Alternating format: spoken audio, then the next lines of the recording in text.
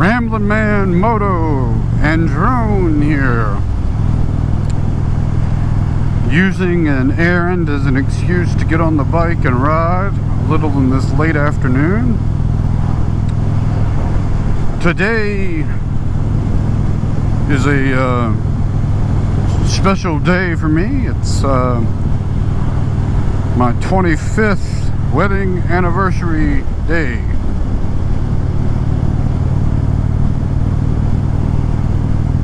We are both low-profile sort of folks. We are going out to a dinner tonight, not on the motorcycle, but I'm gonna run this errand and then come back. I joked that when we had been married only a few years, I guess that would have been about year 4 or so, I mentioned to my wife I wanted to buy a motorcycle and get into this hobby. She doesn't ask for much, but she asked me not to do that pretty firmly. So I complied. And I joke, now that we've been married longer and I got the life insurance in place, she's okay if I take death-defying risk. But as I mentioned, she was cool enough to take the MSF course with me and get licensed. Funny story about that, I could tell when we got into the class, she was the only female, and we'd gotten there early, and I think most of the guys in that class did not realize she was with me. And during one of the first breaks, I told her that, and I said, we're gonna have some fun with that, I guess. And so you know, they do a chapter, then get on the bikes, and then come back and do some classroom study. And during the breaks, man, the guys were all trying to talk it up and tell them how much they knew about bikes, even though we're all in this MSF beginner course. And they're all talking. So I let that go on, participating. But you know, we didn't hold hands or anything. We just sat next to each other. And then, like, around one of the breaks, I told her, like, I don't remember what we did, but basically, or when I did it, but when I went up to her and, like, I just grabbed her butt and gave her a big old kiss on the lips, and those guys all looked shocked. And it was so funny, and they were like apologizing. We thought it was pretty funny.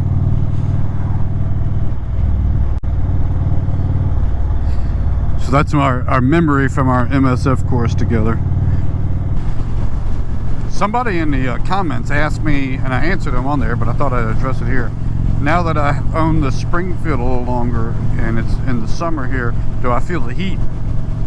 And so, you know, this bike and my Indian Super Chief Limited are both air-cooled bikes.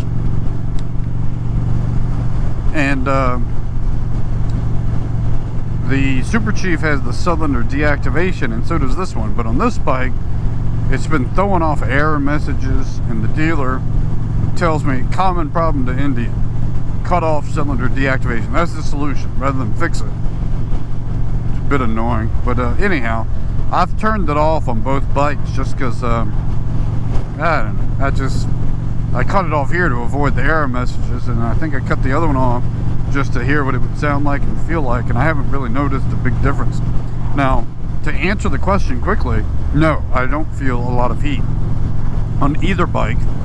But the other caveat I throw in is, most of the time I'm moving like this, not sitting in traffic.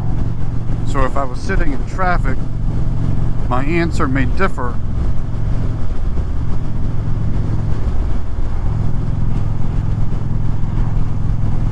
And sorry, it's just that was a little tree branch. I don't think it came from his truck, but it shows the importance of leaving a little follow room. That happened to me in my car one time, and it was a dead deer in the middle of the road, and the truck in front of me had enough clearance and went right over it, and I was in a low riding car and didn't have enough reaction time. Shame on me. Had I been on the motorcycle that close, that would have been pretty bad. But anyhow, no, I don't feel I don't feel heat, except a couple of random times I have felt it on my right leg, and I can't attest whether it was from the engine or with my foot rubbing up against the exhaust. Now I got these Captain Itch heat guards, and you know, I think they're helping, because I think before I installed them I was having some occasional issues with a lot of heat. So I would buy the bike again. I wouldn't let it hold me back that it's not liquid cooled at all. And I don't have the issue. The Super Chief Limited has a larger engine, I believe.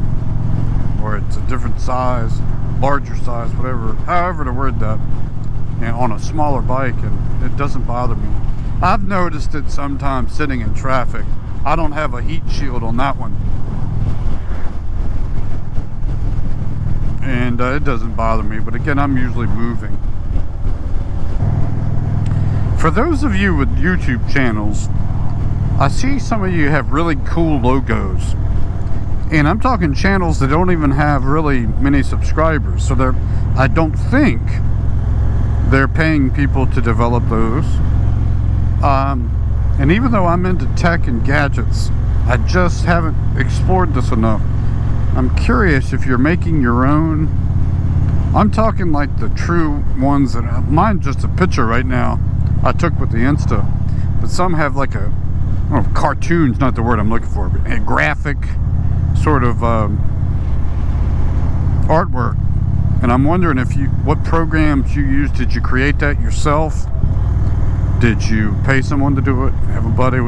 If you did it yourself, I'd love to know what program, because I'd like to maybe make something. I gotta force myself out of my comfort zone to take time to learn one of these. I was out here with my son yesterday, not on this road, but one that runs parallel to it.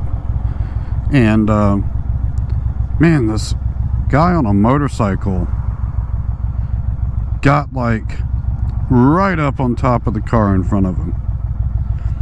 And I was explaining to my son, well, you don't want to do that. But I've also noticed when I pull way back from vehicles in front of me, cars behind me seem to get irritated. I've actually had cars try to get around me and then get into space like I'm holding things up or something. Some have almost rear-ended me, even though I try to gradually stop.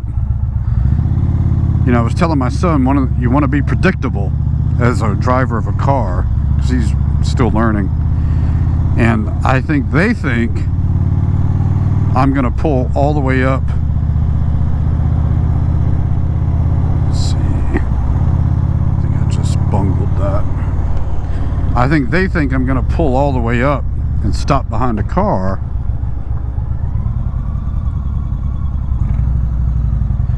So I debate how to handle that when they're right on me, because I can tell they're going faster because they think